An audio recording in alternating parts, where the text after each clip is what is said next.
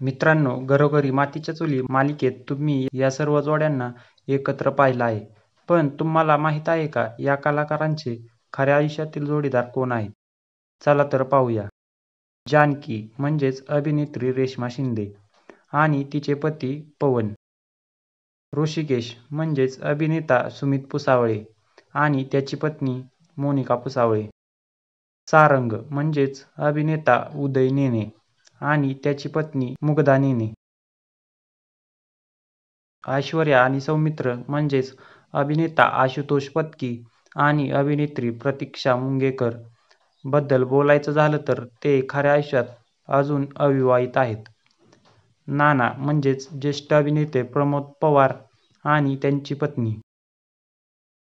विक्रांत म्हणजेच अभिनेता सोहन नांदुर्डीकर आणि त्याची पत्नी श्रद्धा नांदुर्डीकर.